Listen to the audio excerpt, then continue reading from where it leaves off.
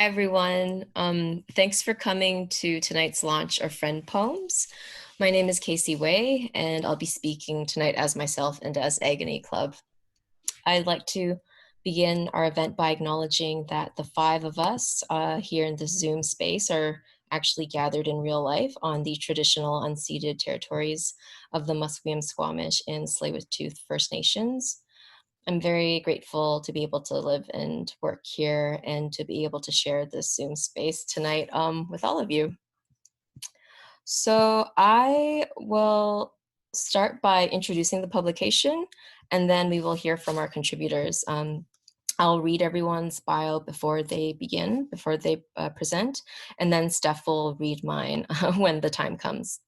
So feel free to drop your questions in the Q&A, and the panelists can respond directly in the chat. And I'll be monitoring the chat and the Q&A for questions and comments, and we can address them when the moment's right, or after we all finish our readings at the end for during the Q&A portion of the presentation. Okay, so I'll start by putting on my Agony Club editor's hat and just give a little bit of background on Agony Club for anyone who's not familiar with it. I started the Agony Club project. It's a music and printed matter label and publishing project in 2016, and always from the very beginning with this idea, this desire to put out works within this framework of the popular esoteric, which for me is this idea of kind of as an artist who we're all kind of taught and trained and engage in the world with our critical artistic faculties as a way for us through that means to engage with popular culture by making a little bit, weird, a little bit esoteric, taking it back a little bit from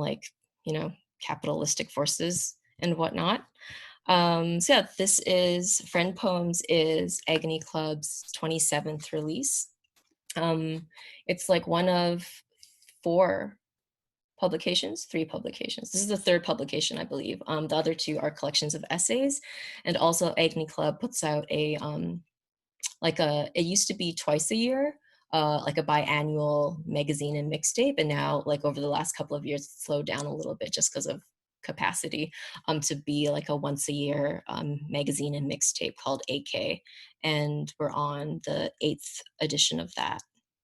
So yeah, Friend Poems.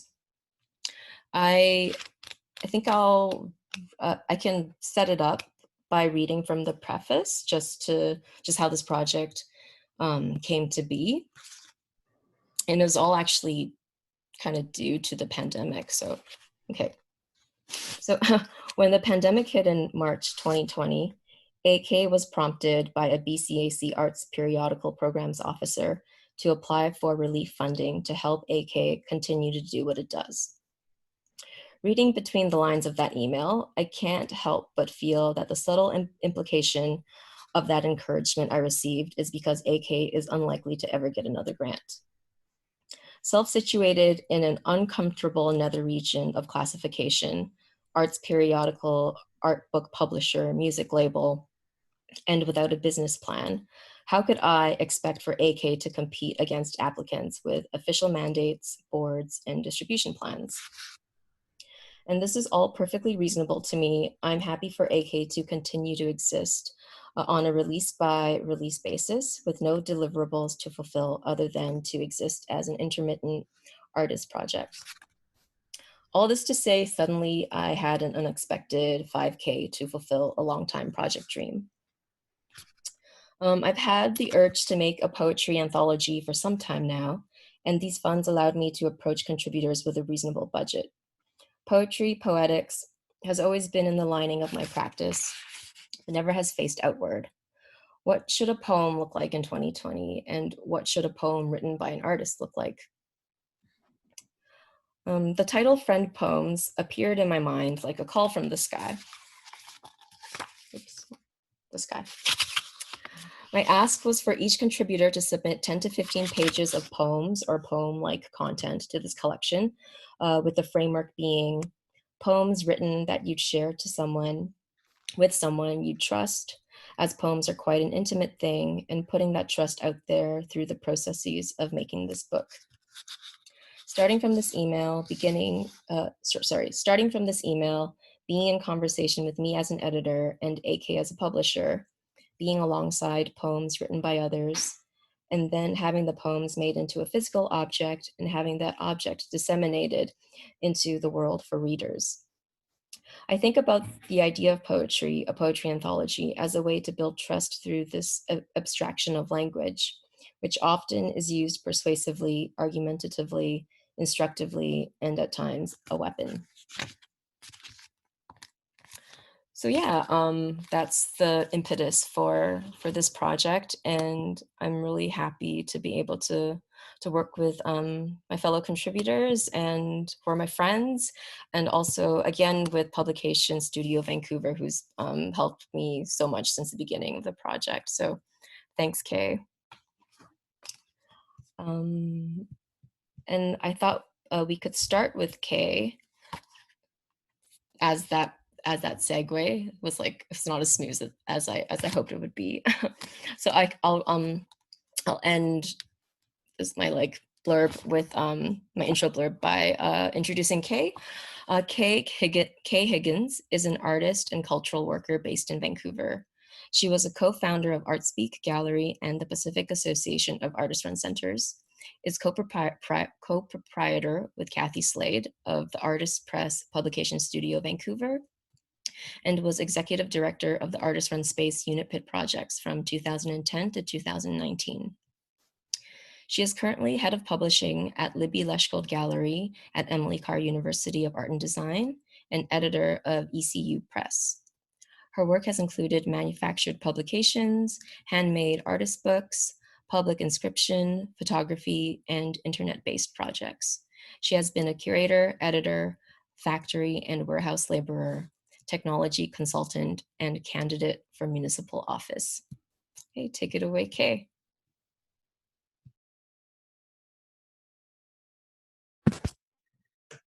Hi, and thank you, Casey. Yeah, first of all, I'd like to say I'm grateful to be here on the territories, the occupied territories of the Squamish, Musqueam, and Tsleil-Waututh people. I was born actually on the on Treaty 7 territory in Calgary. We were taught this in school, that we were on Treaty 7.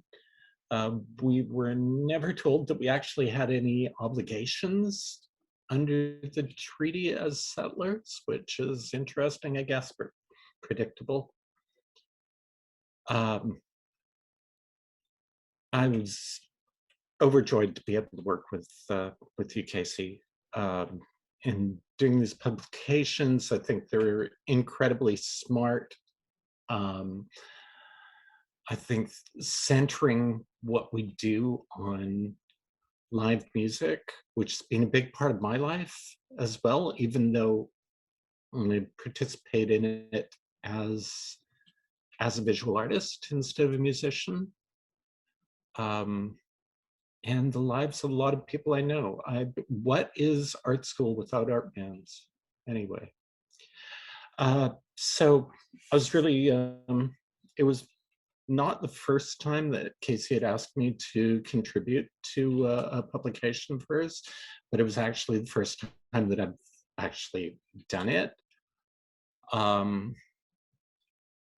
I wrote a lot of poetry in the 70s, and I briefly edited a poetry magazine in 1979. I stopped writing around 1985 when I was getting involved with having a lot of friends who were at the Kootenai School of Writing, and they were so amazingly good at it. I thought, yeah, maybe I should do something else.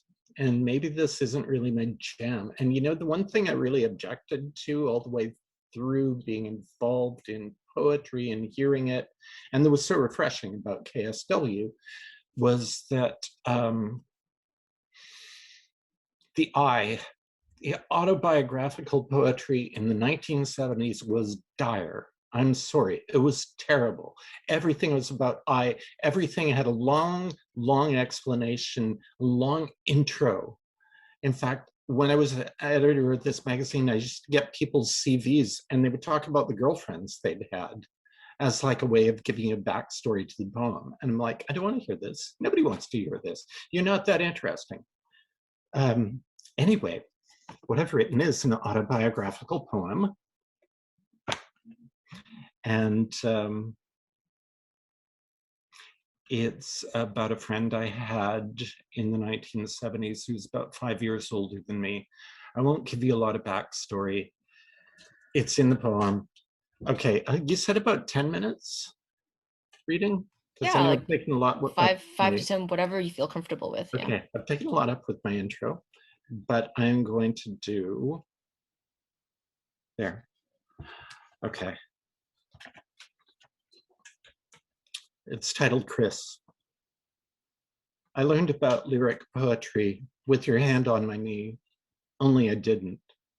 Walking, police asked us for ID. I cadged smokes for you for later. Later we got high, it was okay. 1976, I skipped a day of classes and another day. 1977, we ran down the street at 2 a.m. Later you were dead. I was not, or was not like you.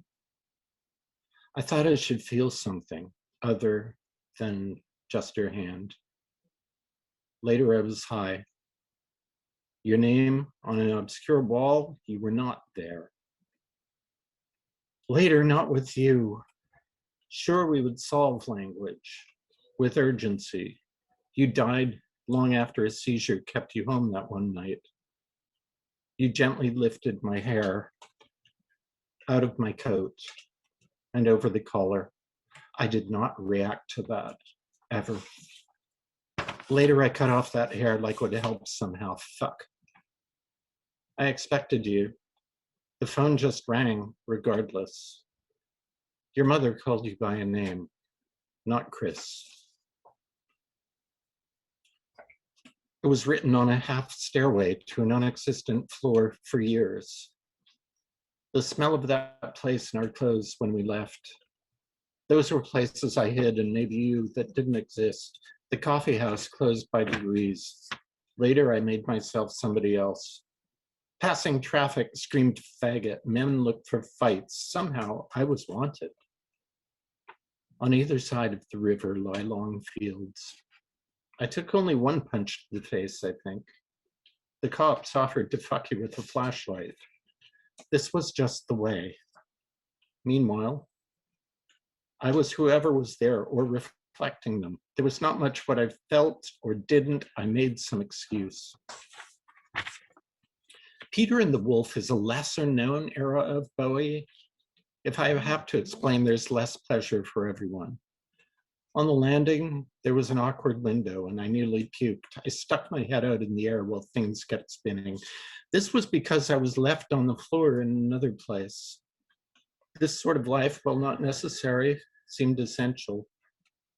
Apartments with shared toilets carved out of old houses, pretty much all dust and splinters now.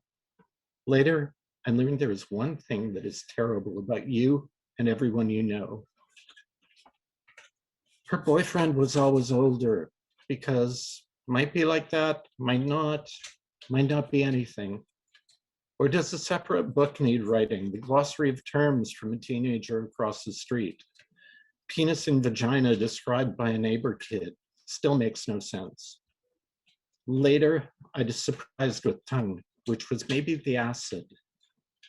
There were boring hours without sleep before anywhere opened for breakfast. He was awkwardly laid out on the floor and hadn't moved for some time until we started laughing and woke him. He was part of a long procession of boys who said, if I had trouble with anyone, I should let them know. Maybe I didn't have that exact kind of trouble. In 1963, I had already learned nobody should want to be like that. Much later than that, the girl with peasant blouse and fucking was not enough for either for long. It is possible we are not ever what we are, or that nobody is for keeps.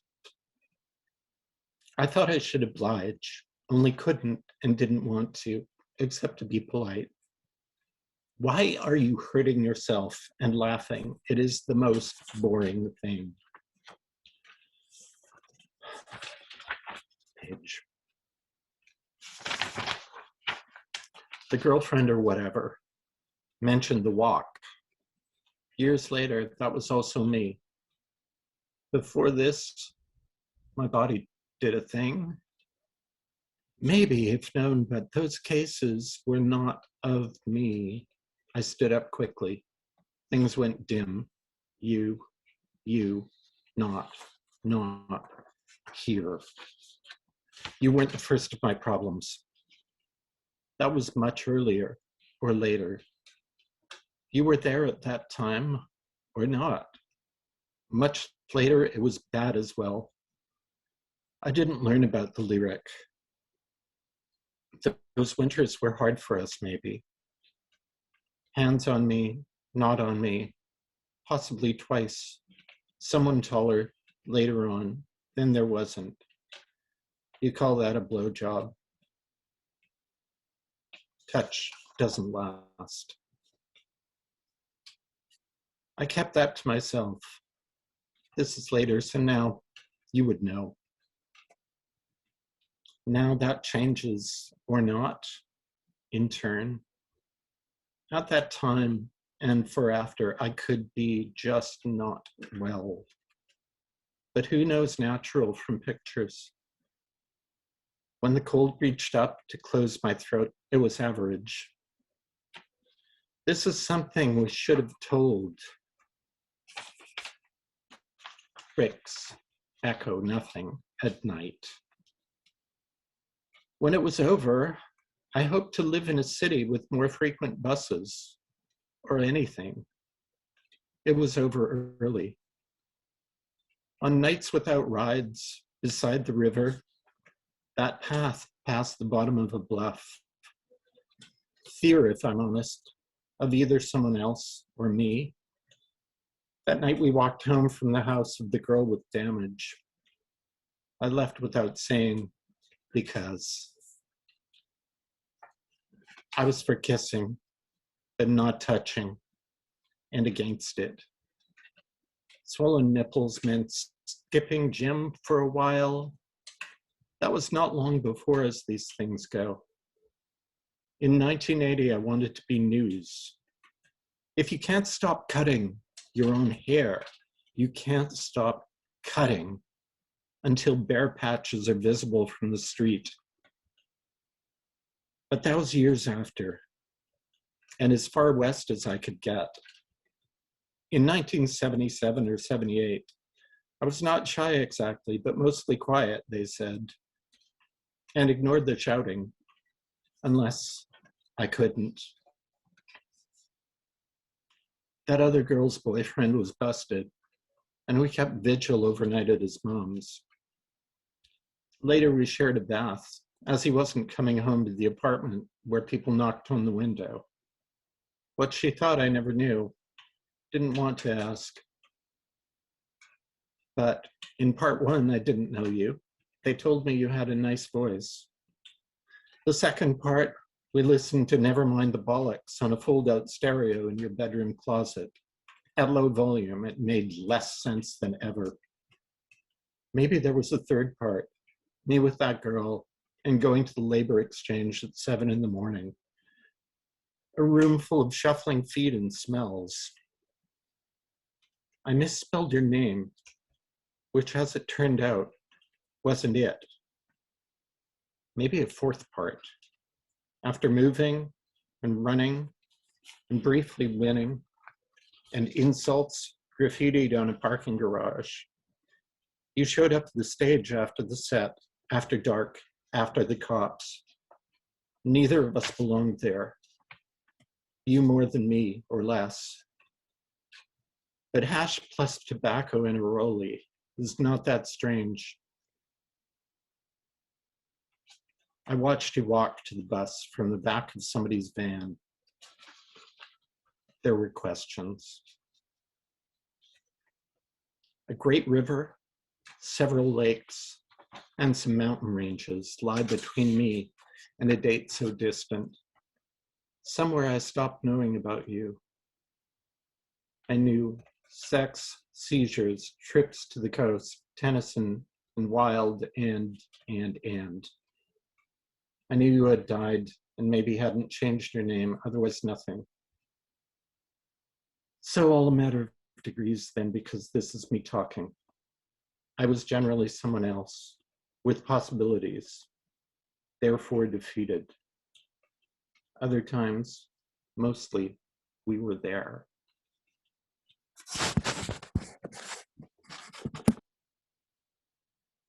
Wow, thank you, Kay. It's really beautiful. And thank you for that introduction. It like really took me to another place.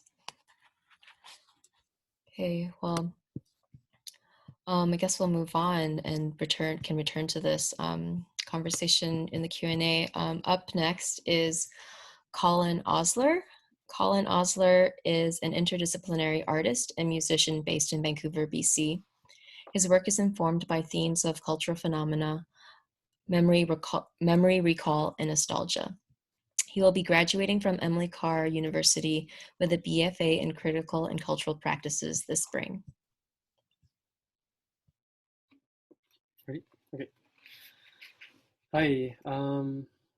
So before I read a couple things, I'm just going to talk about them for a second. So when Casey sent out her initial ask for friend poems regarding notions of like poems you'd share with somebody you trust, or like using poems and poetry as a way to build trust, like through language, thought about how oftentimes I write in this style, at least. And I think this can be said for like a lot of writing that kind of walks between fiction and nonfiction. I try to maintain a sort of like hopefully acknowledged and like visible, foggy, but like clear picture of the subject. Like, of course, I want to mask, and I think like most writers do, like mask certain things that you're writing about, but only a little bit. So maybe like a light mask or something, like one that you can see through. Usually in my work, I focus on things like Casey said, like nostalgia, memory recall, and I think about ways in those things, how they can be like illusory, both in nice and like not nice ways. Kind of like asking if we can put trust in them or if we can rely on them, stuff like that. So the writing that I chose to include in like friend poems, I guess I kind of wanted it to be like the best like thin mask style of trust writing. And I'm not talking about like COVID mask or like that kind of thing. So I'm gonna read two of them, and the first one is kind of its own thing. The second one is from a series of writing about three generations of a family. It's like fiction. Three generations of a family that are basically like drowning in their own and others' memories and nostalgias, while the outside world kind of operates on like a no memory basis, kind of. But yeah, so I'll start with the first one. The first one is called "The Only Thing That Really Makes Sense Is the Road That Leads Me Home." I had a job some time ago where every day in our work truck, we'd drive really fast through a quiet section of road in Burnaby with lots of hills. Sometimes at the apex of a hill, I could feel my stomach jump a little, and I'd look in the mirror behind us and watch the leaves that we picked up that morning being scattered over the road we drive over the following day. It's easier when there's a little less leaves. When I walk to the grocery store late in the evening, I don't see any leaves. They only start to show up when winter approaches and then disappear again. Every now and then in the spring, you can come in contact with the leaves, but by midsummer, it begins to feel as cold as winter. I do appreciate the sporadic beauty leaves bring into life, but they can be so exhausting. I've savored my time away from them, to be honest. Sitting at his general manager desk inside of building number 36, a skyscraper in a small style city, Ko started to notice that both him and his coworkers are looking out of the window so much more often these days. From his special desk, he could see most of his floor if he looked through the doorway opposite the window, yet the desire to survey his employees only came about once a day, not at all related to performing his role of general manager. As a cloud engulfed the upper floors of the building, the sound of rain hitting the windows suggested to Ko that perhaps the warm computer mice in our hands are the perfect relief for this tropical loneliness. Ko looked through the doorway and noticed that everyone's face was turned towards the window, which, minutes later, was followed by the symphonic clicking of mice. That afternoon, he was okay playing his instrument, and the heat inside of his office fogged the windows. Ko drifted. As evening approaches and the sunset shines fully into our office floor, I will recall the year before last when our parent company had to install unbreakable windows on all of the floors in the building. Sometimes, after work, I'll stop by the bathhouse that's a few blocks from the metro station.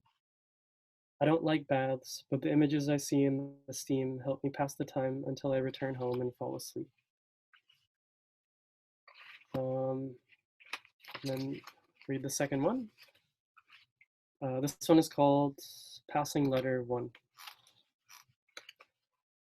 There's a bench on a hill that I like to sit on most mornings, but today it's raining. So I write this in the clouded light by the window, worrying about my eyesight. I'd like for this opening passage to act as some sort of transitional space or palate cleanser, like lime sorbet with mint tea afterwards, between your colorful world and the one in the following sections. This is my first time writing in many years, so bear with me. I've been making an effort to see all of the young people in my life recently. I visited my niece's house last month. She inherited it from her mother, who used to go by just N. Her daughter's name was S. Her house was fairly nice. It sat next to a freshwater lake and was in the northern country where it snows for half of the year. As we stood outside gazing into the dark forest, she offered to sell the house to me for a quarter of market value. I looked away towards the lake as a bird fell out of the sky and plunged into the water. I explained that this may be the last time we see each other for a long time, and she began to cry. We ate her favorite meal and had tea. Afterwards, S told me about a chest full of papers she found buried in the garden. They were mostly archives of her mother's correspondences with friends, but on the bottom was something very special. Many years ago, her mother, who never expressed much interest in literature or writing, wrote a novel. We spent the next few days together reading from the chest, taking turns with interpretations and translations. When we got tired, S would go for a swim in the lake, and I would walk through the forest. When waving our last goodbye, S insisted that I take the chest and keep it buried in my own garden, specifically underneath my dead rosebush. She looked towards the forest, then to the lake, and told me that these are her last days in the northern country, too, as she was planning on selling the property and moving to the city. So, dear reader, as a parting gift, I would like to show you the remaining fragments of Anne's novel, as well as some correspondences for context. I'd also like to apologize for this melodramatic prose, but please bear with me as these surely will be my last words before my hands turn to dust. Thank you for your patience. Outside, underneath this endless rainfall, is the most beautiful world. As my body begins to crumble and my winter nears its end, I often find myself staring into the rooms of my home, as if searching for something I know will never return. Perhaps my eyesight is playing tricks again, but it seems as though every surface of my home has become reflective. My distant memories have grown ever present and often piercing, to the point of physical pain. The rain outside hasn't stopped for what seems like months. Like an old lantern hanging above an empty table, my heart swings in the cold wind from the open window. As the lantern fades and the blinds begin to let in a streetlight, a haze of memory once again fills my home, now accompanied by streaks of white floating through the air. Everyone finished eating, and now they're outside, smoking under their umbrellas and talking to themselves, talking about falling asleep while swimming to the small island in the center of the lake. Sadly, I never learned to swim, and it feels as though my generation has been left on the shore as an audience for this new kind of swimming movement. I think about my place on the shore and in the lake, I'd like to try and swim, but I worry. Would you rescue me, reader, if I were to sink? The island is filling and the sun is rising. The rivers of memory that flow through my heart freeze in an instant as 10,000 swimmers glide through the water in front of me. And that's everything I'm going to read today. Thank you. Oh, thanks, Colin. That was really lovely. I really love the kind of like the shifting perspectives and how you're talking about that like thin layer of masks, like this translucency kind of very like effective in the writing. So thanks for that. Okay, we'll move on to Tiziana. And I have Tiz's bio here. Tiziana La Melia was born in Palermo, Italy, and raised on an orchard garden situated on unceded Silks Okanagan territory. Her artistic practice aims for holistic and non-binary considerations of matter, environment, ecology, memory, storytelling, place, and language transformed into poetry, painting, collaborations, video, drawing, and installation. She is working on a new project titled The Simple Life, Country Mouse, City Mouse, Hamster, mixing personal chronicles, Aesop fable, and reality television. Upcoming exhibitions and projects include Fly Robin Fly, Messène de Sud, Montpellier set, in Montpellier, France, a comics trip, Collection Lambert, Avignon, France, Global Cals 2020, Images Festival, Toronto, and a book of her poetry translated into Italian, edited by Sonia Dalto and Archive Books in Berlin/Milan. Thanks, Tiz. Thanks, Casey and Kay, for making this book and for the invitation. It was, I don't know, I got really into making the selection of I guess I'll start by just talking about the title of the poems. I called it Cluttic Kink, and I kind of think of it as an ongoing sequence of poems and that were written between June and December of this year, of 2020. And like making these poems, I returned to some approaches that I was engaged with more in 2014, which was to like write and draw in my notebook, but also compose and like edit in Photoshop and using Photoshop software. And then the idea of the friend poem made me think a lot about how I started writing poetry, which was through email correspondence in like the early days of email. So even though I don't address directly like specific people, I am kind of thinking about that when I'm writing these poems. So the title Cluttic refers to a poetic form of the Cluttic hymn, which was a song or praise, prayer or plea that appears in Greek tragedies. And the invocation is addressed to either a deity or a mortal or an animal or a plant or a mineral. Sappho wrote such hymns such as her devotional love poem and plea, the hymn to Aphrodite. The second half of the title Kink refers to both material conditions as well as spiritual mend narratives, or in other words, mending kinks, at the sake of accountability. But the poems also digress and return to subjects reflecting the psychic states I was in writing them, and also offer kind of clues to other projects that are all sort of interconnected. So that's my introduction to the poems. So, and the two photographs are of my grandmother's pajamas. So I just found myself taking photos of the text on her shirts, and they kind of became text and poems. So Cloud Veil. Monday, Tuesday, Wednesday, Thursday, Friday, blink, Monday. Cluttic Kink. In consideration of molecular fictions, from reality TV to bullying cubes. I walked by my rose tonight, walked past pale, pale yellow rose during twilight, surrounded by dark foliage and the garden shed. A sprout in the middle of the path, mostly dirt. 2 smaller sprouts to the right of the larger sprout. Pumpkin shows up at around 11:36 p.m.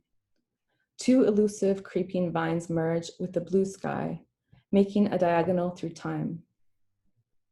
I still smell rain directly from air. Will this die with me? Born in the glamorous dirt. Bluff. Spaced out is a form of scattered travel.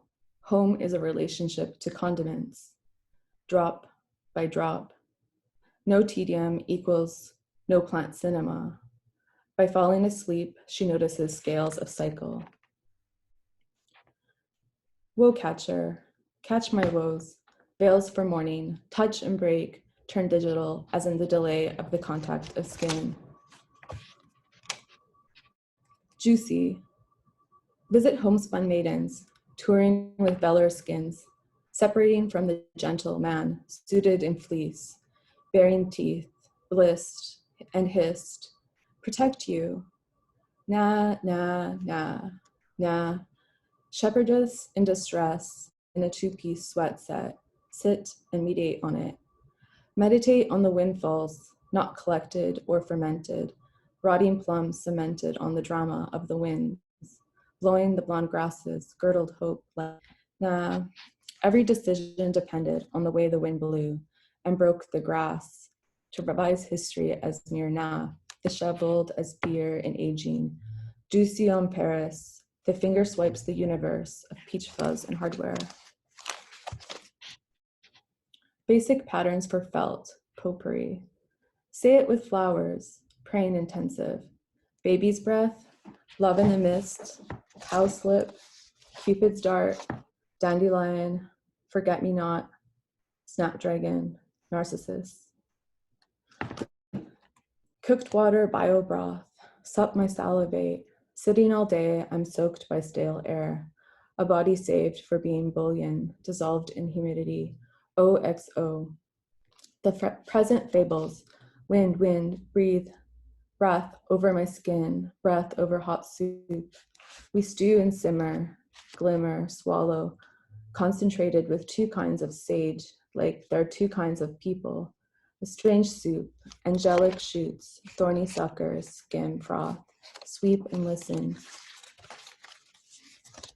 Aquacotta means cooked water, is a bouillon slip, so herbaceous, verdant, funky, texture smooth or chunky, a souping intelligence, fiber, figures, fib, rose to rib. Cooked water is my memory biscuit, suckstones for basic mystics. Baby, seeds wrapped in dried wet wipes, seeds tucked between newspaper, cut seeds. Sometimes I write on a timer. There's a movie being filmed outside. Flies crawl up and down the neck of the lamp near winter. My feet are cold. My heart feels greasy. Since I've been here, I am simultaneous and tired. The stove distributes a dry and even heat. The tablecloth is covered in hair, kratom dust, and broken leaves. Body feed. Stocks exchange. Spills nutriment over the blanket. Fear makes the world go acious. Your latte frothed is the character of my love. Twist fingers, stiff fingers twist pasta dough into models of sacred dis. Comic geometry, priestly, nonplussed, the history of the private digestion of sound.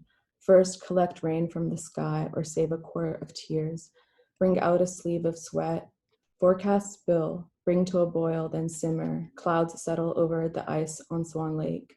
All that ripens falls.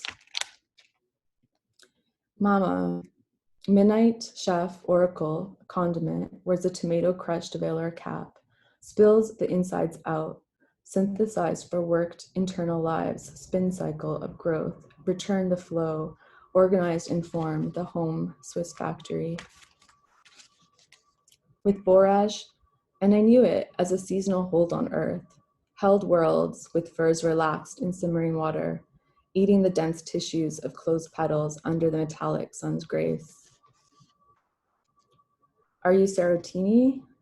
Necrescence, the death of the parent plant or branch, or hydrosense, wedding, or solescence, warming by the sun, or xerosense, drying atmospheric conditions, or pyrosense, fire, or bradyspory, the gradual release of seed from a cone or a fruit over a long period of time. Thanks. Thanks, Tiz.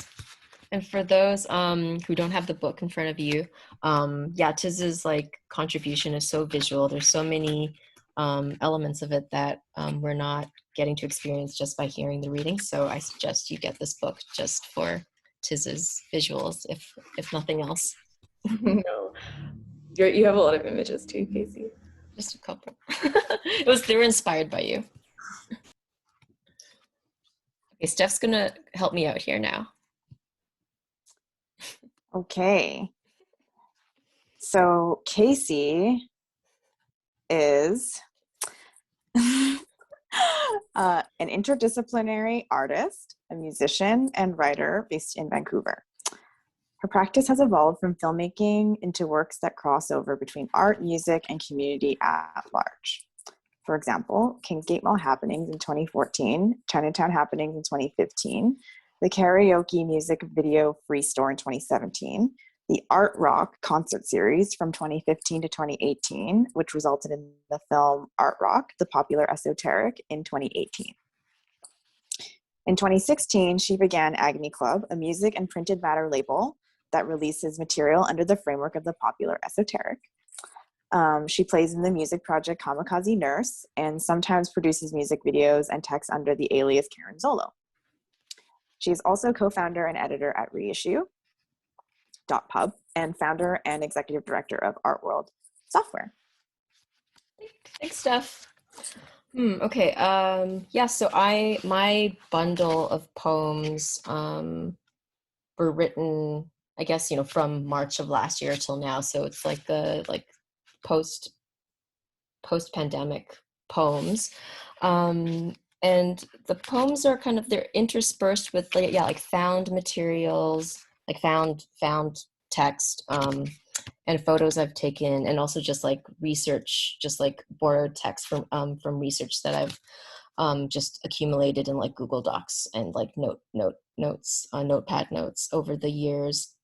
And I think my intention was to like give the poems more space to breathe, because I wrote them all in like this last year. It kind of feels like I needed to better situate them in like my whole practice, as opposed to just like this book for me to like understand them more.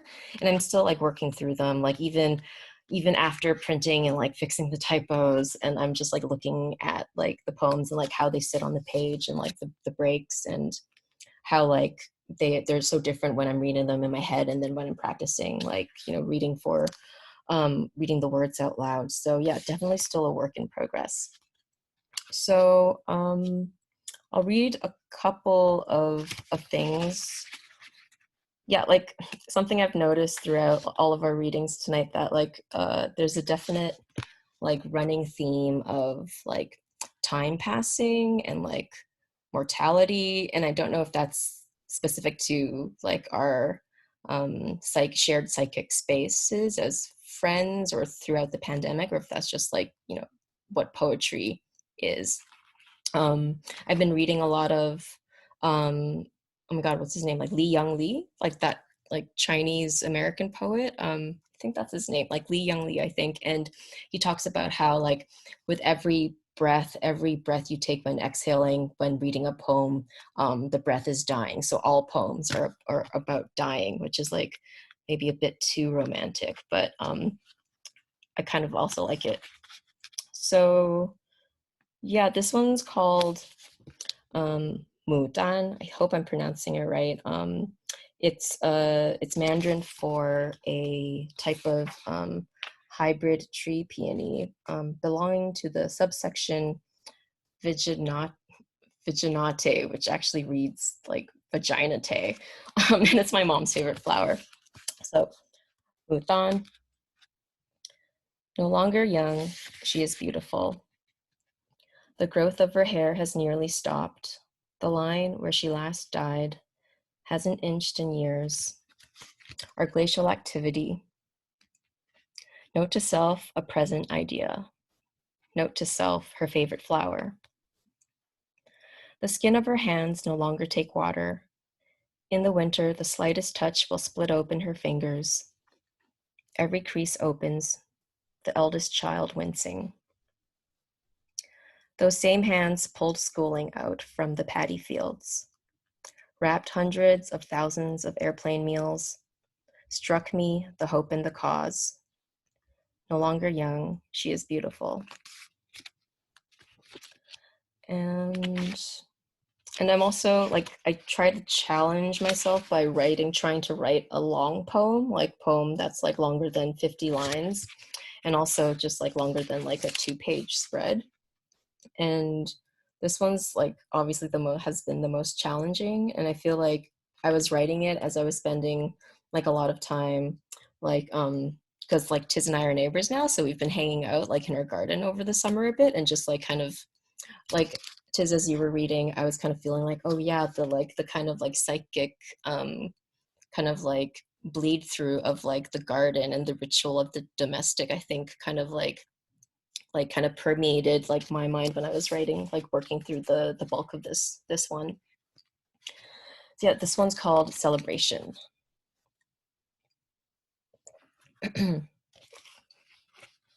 Celebration. Right now, revolutionary action is on the phone. Grip these beads of infinity tightly, flip the card for the year, wear waves of red. Indented palms speak hello from beside. Unshackling breath take a withered pit, make life spin round this mold. Clutch for rote, cut into ritual, spread awake. Right now, smells on the table, tincture full of celebration under the neighbor's tomato runoff. The smell of pruned buds, shiso grows better this way. Flavor the miso universe with elastic labor, renewable grace. Stir and disperse the center whirl, around which rooting wisdom homes. To wine, to dine, and to wind, release in howls. Repeat musical chairs, on stumps the rain slaps. The snapping spit out the seed, dew keeps us moist. Actors make the chattering muck scum of recollection worth recalling. Memories turn to mulch. It makes me retch how wretched I can be. Wet recycling in the alley, turn to wheat paste mache, turn to rust and to mold. Hard cheese on saltines, withstand the odor of sadness. Let's puzzle the pieces of the world and write the sacred manifesto. Let's drink in cups, more or less the same size. Over the red we wear, wreathed with hybridity, petals curl around the fray of feverish growth. Which bind the blood to the blue moon, the new and the bloom, the morning from night. As if the weather, as if natural, a halo forms from the inverse. Until right now, we kiss air expansive. The paths we lay from crumbs, our sinking lies reflect where the ground is no longer worth steadying. Weighted knowledge unbraid time, more or less the same stretch as reaching downriver to pick out paper phrases. Released from mind into memory, a perfect instance of ink succumbed to water as mouth pulls from possession, the space between two lips, neither seal nor fully open. So that's my reading, and I will seamlessly transition back to Agony Club and introduce Steffanie Ling. Steffanie Ling is a cultural worker and guest living on the unceded territories of the Musqueam, Squamish, and Tsleil-Waututh First Nations. She is currently organizing Mark study groups on Discord and researching new work poetry, situationist comic strips, and Soviet-era animation. Her books are NASCAR from Blank Check Press 2016 and Cuts of Thin Meat from Spare Room 2015.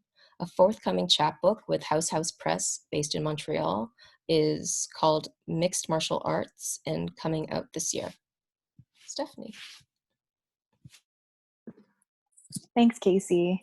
I am very grateful for the company that I'm reading with tonight, and I just want to express a lot of gratitude for the opportunity to have collaborated with many of the people that I'm reading with and many of the people who are in the audience, and that my friends are this is going to sound so trite, but like I think that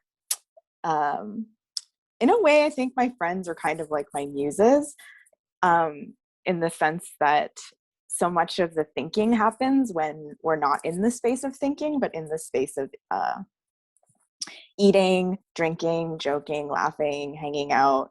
And this is like by no means like a new idea, but I think it's very like integral to informing the other thing that's really important in my life, which is like my political life.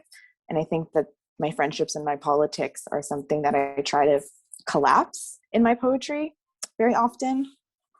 So yeah, I'll just like, that's all I really have to say about friend poems.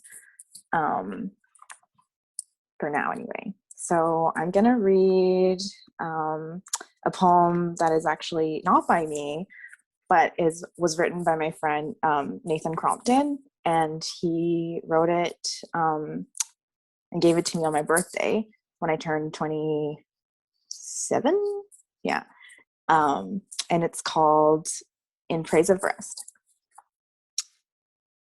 Person of gold, on slopes of ardent firs with unemployed energy. Let two just rest, enters the person on the seat of June. Cavalier and knowing, pictures of lunch. Pigments often immobile, concrete torsion put upon each laid ember.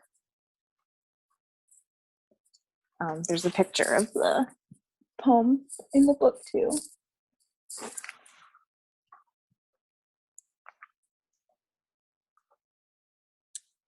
And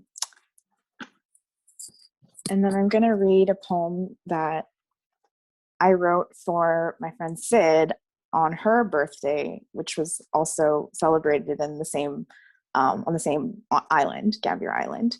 And in it, it references a photo that she took of me on my birthday when Nate wrote that poem and gave it to me. So this poem is called The Horizon in the Hole. The days of me taking you down a notch are over. The days of you raising yourself, but mostly others, have been elapsing for 30 rings around this lemon sun. We all think ourselves into selfish, sour spirals, but we can see for each other that the spiral is a pool we're actually going to be complicated and okay in. Floating and eating as we are on the days around your birth, the day we have to share across weeks since we can't be in the circle at once with all the others you raise and who raise you in the pool. We do lengths between the shallow and deep end of our bar, a park, or a shore where you make evidence of me in water, and incriminates this one as a person who is soft and aware that her basic boy problems pollute the shallow end of the otherwise deep and rigorous pool of why can't everyone and everything just be like this or that or just better, just as good as you, on time, on the clock, working with everyone so that no one has to anymore. Taking the minutes because you notice no one else is doing it at this meeting. The meetings that look like we're just chilling around an empty pizza box and gouged six-packs that sponsor the gentle criticisms through the day of prodding analysis and egos across movements so brittle that they could snap, and we'd be plunged into another hole filled with something chuggable.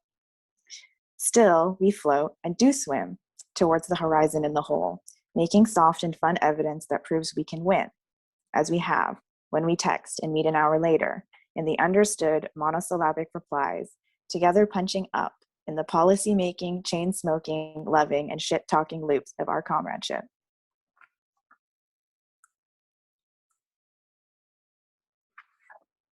I'm just going to read one more. This one's called Extremely Annoying Poem. This courage has a lack of strategy and seeks extremely annoying truths to better understand the quite bad things we do to each other. That grim appraisal waits for the bus, which arrives on time. Okay, fine. The system works sometimes, but I'll still be 15 minutes late for dinner and the better idea. I try to examine this poor tendency I have to leap over my own dead body towards the erotics of transgression without checking for incoming traffic, mall security, and other people's feelings. And over my dead bank account, I grasp a bag of sundries neither of us can really afford, but something about abundance and something communal luxury, which you think is a pretentious concept. I simply disagree, but the friction of collective grasp feels more imaginary today than most days. I'm coming over to let you win all tonight's arguments, but now that I'm here seated at your table, you want me to lower my expectations because you've had a long day of self-loathing that you'll fill me in on. Then I realize that on my way here, I drop my cigarettes. You take a few from a pack you usually don't have and put the rest in my pocket. This stills the stubbornness of the padding search. In my pocket, you put something nicer than having an argument, something less dampened by ambition, with less stakes in figuring it all out. Tonight, minimal psychic risk at your table for two friends who are extremely annoyed by the economics of having courage but no money and just needing to talk it out, quite often, actually. It really is our idea of a good time, but no more instituting of critiques, no more getting by on getting mad all the time at the extremely annoying things. We consume this dinner and the expensive things. I find your proposition a lucid critique. Why do you have to talk like that? Because it's fun. If I can't have complexity, I can't have simplicity, then I may as well kill myself. We don't get around to talking about self-loathing or any other kind of loathing that night. Thanks. Nice sentiment to end on. If I can't have it, I'm gonna kill myself. That concludes the reading portion of Friend Poems. We're doing pretty good for time. We stayed within an hour. I'm not sure how everyone's like Zoom brains are doing by the end of the week. If there are any questions from the panelists to each other, we could talk about them now. I don't think there's any questions from our audience, so if they come up at some point, I'm happy to throw one in there as well. I could start. I actually do have a question for all y'all, and yeah, it's like maybe it's more of like a rhetorical question, but I'm actually interested in every one of your responses to this question that I have, which is the framework that I gave you which was kind of random. It was just like friend poem seems like a fun thing to do, a nice thing to do, so I'm just gonna like run with it. But if I had approached you with any other sort of like with a looser framework, I guess, not one based on like, you know, like friendship is like space of trust and caring, or like using language as like a way of like building trust through like, you know, like a existing friendships already. Like if I had come to you and said like, I'm putting together a collection of poems just about like, you know, life during the pandemic times, like, would you be interested? What would your like, would you have said yes, or how would you have felt about, you know, that if it wasn't friend poems, if it's just like, hey, I'm doing a poetry anthology, do you want to submit some poems? I guess my question is, how do you feel about the framework friend poems? Anyone?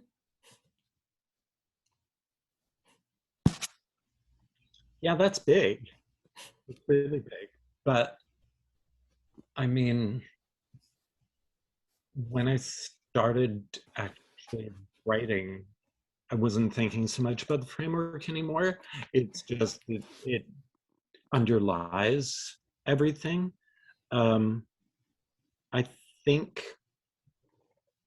our circumstances in the pandemic have upended some of our ideas about privacy and probably by extension intimacy, because you know, here we are,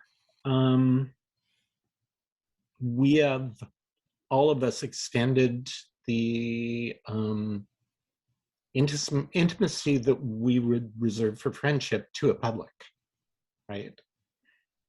I am here with a public in my apartment talking about my teenage sexuality, which is not really a thing I do.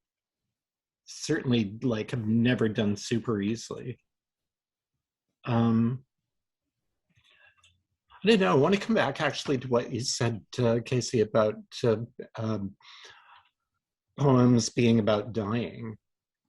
And I mean, you could talk forever about the death drive and how it works in literature, but I think also in like electronic communication, here we are disembodied. We're in like the spirit realm right now. This is a kind of provisional afterlife in which we all get to be with each other again. You know, like your friends are gone, but you get to be with them. That's heaven, right? Mm-hmm. I mean, it is really strange. Kay, you're on here twice. Is that true for anyone else? There's two Kay Higgins, yeah. Well, yeah, it's not, I can't do anything about it now. But No, yeah, that's fine. Yeah. disembodied me is maybe not me.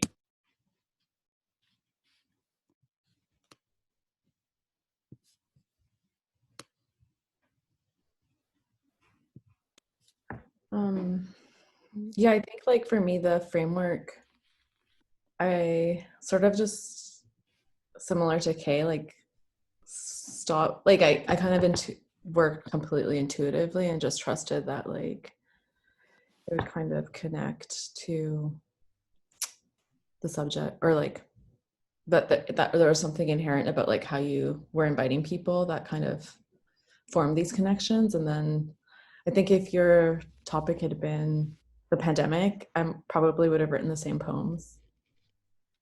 Like I don't think it would have changed. Though I was like thinking a lot about grief and in a process of like intense reconnection, actually, like while making these poems, despite and feeling like in a strange way like a lot closer than I had been even before the pandemic to certain people that were like either who are present or not in the poems. Mm-hmm. Yeah.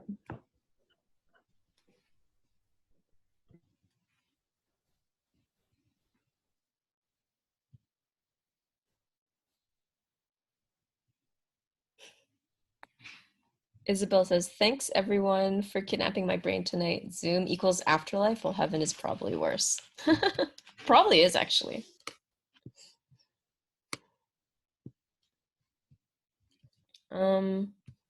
Well, that's the only sort of question that came up for me. I just really just loved hearing these poems kind of activated by your voices and not just, like reading them like on the page.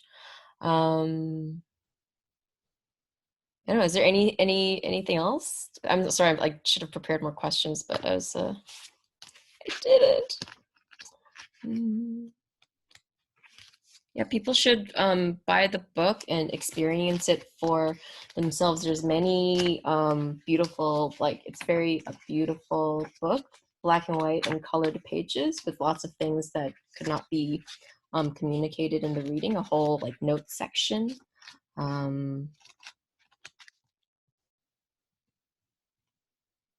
Sorry, I'm just looking at the comments right now if there's any questions. Okay. Yeah, she mentioned too, like that's also a really intimate thing, the book, because you and I made it with our hands. Sure did. Physically made the books with our hands. And, probably has little faces on it. So that's another way we're like getting up in your stuff, being a little too close, not having appropriate boundaries. It's weird that we would think that now. There's no way that would have ever been the thought in my mind before COVID. I have a question, Casey. Are there any boundaries in friend poems?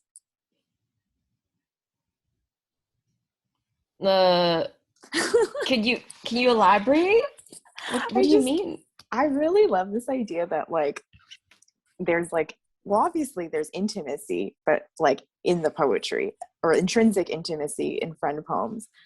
But everyone knows that a good friendship needs boundaries. So I wonder if it's like the task of the poet to like, I don't know, allude to boundaries while also like using intimacy as like the material in the poems. Mm-hmm. Because I feel like all the poetry I write is super embarrassing, but I like put up a lot of boundaries because I just talk about really banal things. That's a Yeah. good point. I wonder about that, like, because like me as an editor in this way, like I was really like hands off. I don't think I asked anyone to change anything. It was more like, I'm going to put these together, the everyone's contributions together, and if there's something you don't like about the choices I made, or if you notice like a typo, just like let me know. So I was very like hands off with it, because I was like, if this is a space of trust, then if something was really flying off the rails, I probably would have said something. But everyone seemed to have a good grasp on their own boundaries, and like, you know, the boundaries of like the working relationship. I found yeah, but that's a very interesting point. Like, sometimes I'm not really sure what the boundaries are. Like, even I kind of mentioned Stan Persky in the notes, and I'm reading his like book right now, and it's like just very autobiographical, and just like names are dropped, and I'm just wondering, like, if I ever were to write a book like Colin, like you like named people as like letters of the alphabet, like where does that responsibility, or where do those boundaries, like where do you draw the line as like an author? So yeah, but I trust all of you. I sort of have like a very unintelligent answer to your earlier question as to like what I would have said if you said the pandemic, if they were like pandemic poems. Yeah, I would never do that though. It's so like cheesy. I was like, I'm pretty sure I would have said yes, because I'll just like, because if you ask me to do something, I'll just do it, Casey. Thanks, Steph.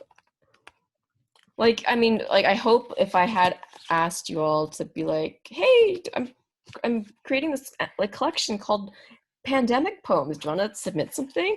I'd hope that one of you would say, do you want to like change the title to something else?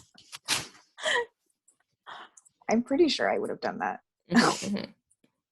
Yeah, there's definitely room for that. Like, yeah, and it's also something I'm definitely learning through like editing the 3-issue and stuff, just like being able to like offer like criticism, but in a really constructive and actually just like in a way that it comes from a place of like care, not from a place of like judgment. And I'm still working to like, yeah, that's obviously like an ongoing, like lifelong lesson that I'm very like, I'm happy to be the editor, and I'm happy to like corral content and to participate in it too. I think it's like, it's fun for some reason for me. It's a Virgo in me, so. Okay, well, should we leave it there? Any parting thoughts? Nope. Okay. I'm just real happy to be here with all of you, and this is an amazing thing. And you know, people should buy the book. People should buy the book. No pressure, but yeah, you should buy the book. That's a really good idea. And yeah, the quality of the exchange is very much, yeah, I think it is based really on a phenomenal amount of trust. And I'm so happy that that exists. Yeah, me too. Okay, well, thank you so much, everyone. Thanks for joining us. Let's all have a really lovely Friday night off Zoom. I'll text you all later. Okay, bye.